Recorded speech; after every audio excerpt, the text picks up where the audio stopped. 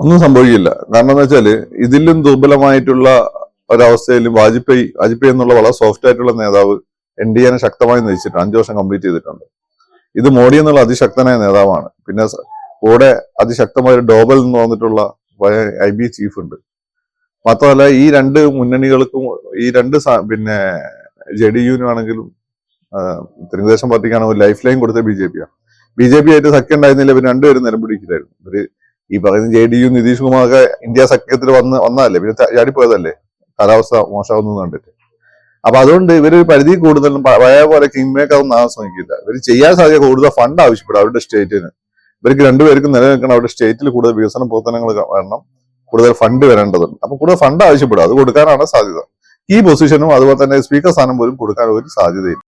ഇനിയിപ്പോ ഇവര് വന്നിട്ടില്ല പോലും NDA സഖ്യത്തിന് ചില ആളുകൾ ഇങ്ങോട്ട് ചാടി വരാൻ തയ്യാറായി നിൽക്കും, അല്ലെങ്കിൽ അത് ഉണ്ടാക്കും. അതുകൊണ്ട് BJP ആരും പഠിപ്പിക്കേണ്ട ആവശ്യമില്ല. അതുകൊണ്ട് BJP ഗവൺമെന്റിന് അത്ര വെല്ലുവിളി നേരിടുക. പിന്നെ ഒരു പ്രശ്നമുള്ള ഇതാണ്, ഈ തെലുങ്കുദേശം പാർട്ടിക്കും JDU-നൊക്കെ വലിയൊരു മുസ്ലിം വോട്ട് ബാങ്ക് ഉണ്ട്.